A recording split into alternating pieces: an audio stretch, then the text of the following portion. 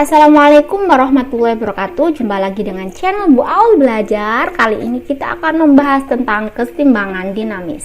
Perhatikan reaksi kimia berikut.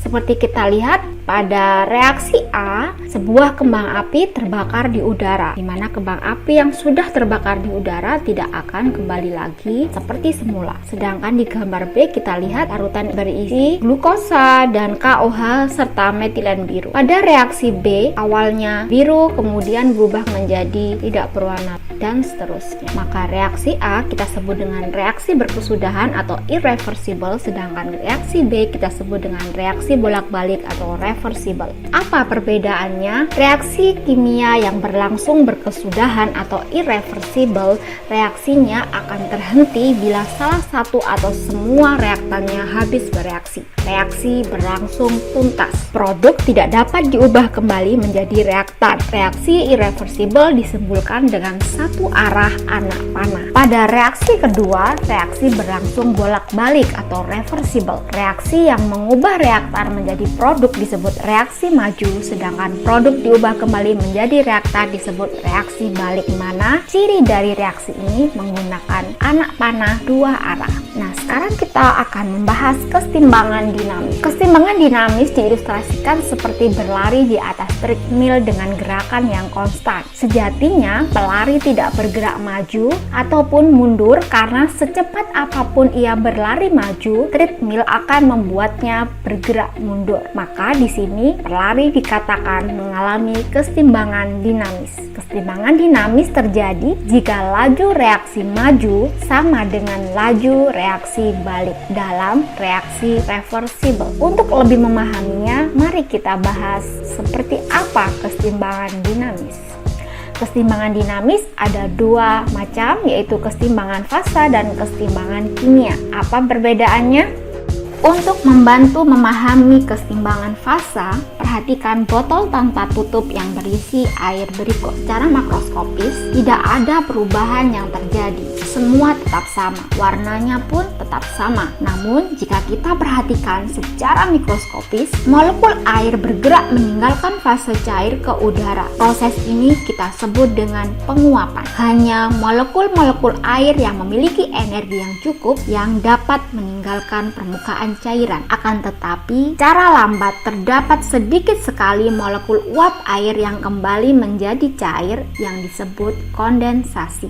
Kalau botol ini kita letakkan di bawah sinar matahari, maka air dalam botol akan menguap seluruhnya.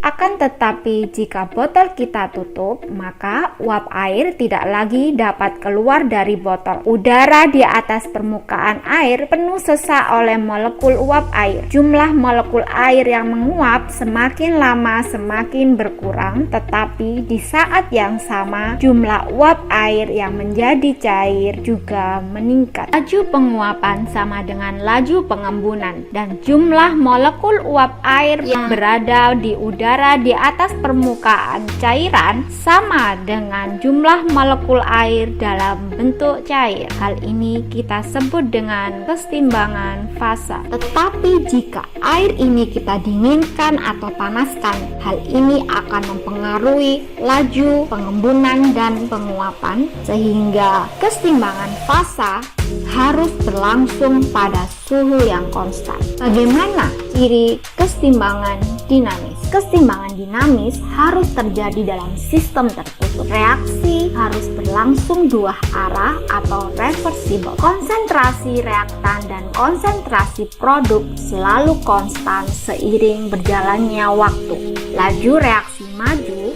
sama dengan laju reaksi balik. Secara makroskopis, suhu, tekanan, konsentrasi, dan densitas konstan. Dilihat secara mikroskopis pada tingkat molekul, perubahan berlangsung secara terus-menerus. Amonia dan HCl direaksikan akan membentuk padatan amonium klorida. Jika padatan amonium klorida ini dipanaskan, maka akan terurai menjadi gas amonia dan HCl. Pada kesetimbangan dinamis, reaksi ini harus terjadi pada sistem tertutup, di mana reaksi maju dan reaksi balik harus terjadi pada kondisi yang sama dan pada saat yang sama. Laju reaksi maju harus sama dengan laju reaksi balik. Jika amonium klorida kita panaskan dalam wadah tertutup, setelah beberapa saat akan terdapat asap putih dalam wadah, dan seperti kita lihat bahwa reaksi telah selesai dan tidak ada lagi perubahan yang terjadi. Namun secara mikroskopis, pada reaksi maju, HCl dan amonia bertumbukan membentuk padatan amonium klorida. Jumlah amonium klorida sama dengan jumlah HCl dan amonia. Laju reaksi maju sama dengan laju reaksi balik, sehingga peristiwa ini kita sebut dengan kesetimbangan kimia. Reaksi amonium klorida menjadi amonia dan HCl. Di sini amonium klorida berfase padat, sedangkan amonia dan HCl berfase gas. Karena fase dari zat yang berbeda, maka kita sebut dengan kesetimbangan hidrogen. Berbeda dengan ketika gas N2O4 terurai menjadi gas NO2. Di sini zat yang terlibat dalam reaksi memiliki fase yang sama, sehingga disebut kesetimbangan homogen. Kesetimbangan kimia dapat diilustrasikan seperti menaiki perahu bocor. Awalnya air laut masuk ke dalam perahu, lalu sang nelayan mengeluarkan air dari dalam perahu. Jika banyaknya air masuk sama dengan banyaknya air yang dibuang nelayan, maka jumlah air laut dalam perahu akan tetap. Apabila air dalam perahu dimisalkan reaktan dan air yang dibuang nelayan adalah produk, maka suatu reaksi kimia dikatakan setimbang jika konsentrasi reaktan dan konsentrasi produk tetap konstan seiring berjalannya waktu. Perhatikan grafik berikut.